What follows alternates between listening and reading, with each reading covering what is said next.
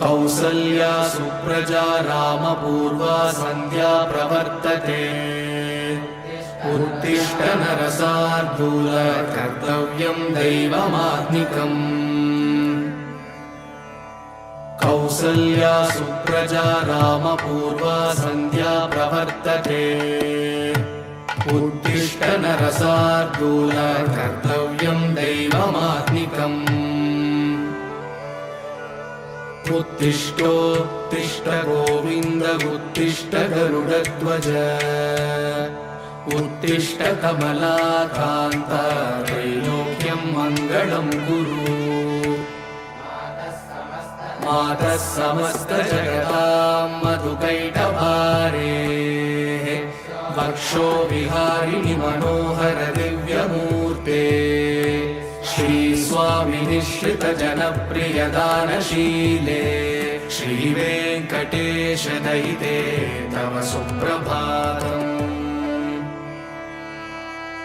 तव सुप्रभातमरविन्दलोचने भवतु प्रसन्नमुखचन्द्रमण्डले विधिशङ्करेन्द्रवनिताभिरर्चिते वृषशैलनाथदयिते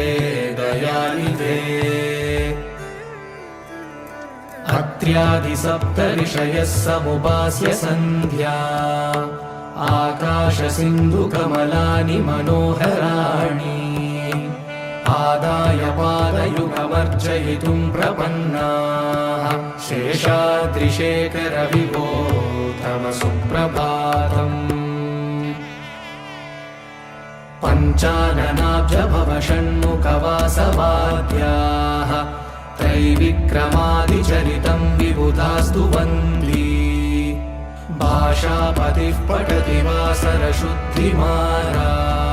शेषाद्रिशेखर विभो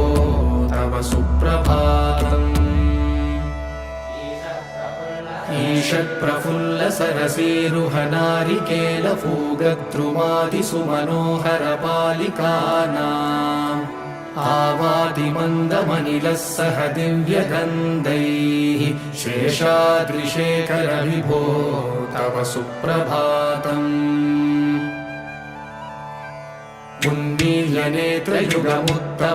उन्मील्यनेत्रयुगमुत्तमपञ्जरस्ताः पात्रावशिष्टकदलीफलपायसानि भुक्त्वा सलीलमतकेलिसुखाः पठन्ति शेषाद्रिशेखर विभो तव सुप्रभातम् तन्त्री प्रकर्षमधुरस्वनया विपञ्च्या गायत्यनन्तचरितं तव नारदोऽपि भाषा समग्रमसकृत्करसाररम्यम् शेषाद्रिशेखर विभो तव सुप्रभातम् भृङ्गावली च मकरन्दरसानुविद्धजङ्कारगीतनिनदैः सह सेवनाय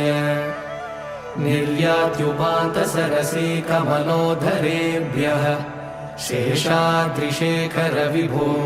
तव सुप्रभातम् योषागणेन वरदग्निविमध्यमाने घोषालयेषु दधिमन्थनतीव्रघोषाः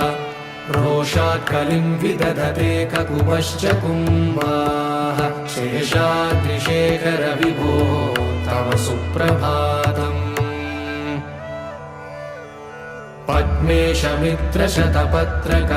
पद्मेशमित्रशतपत्रकतालिवर्गाः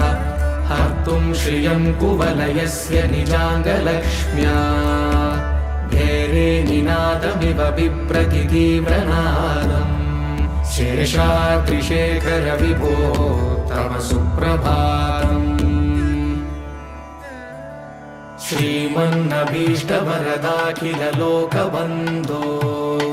श्री श्रीनिवास जगदेकदयैकसिन्धो श्रीदेवतागृहभुजान्तर दिव्यमूर्ते श्रीवेङ्कटाचलपते तव सुप्रभातम् श्रीमन्नभीष्टवर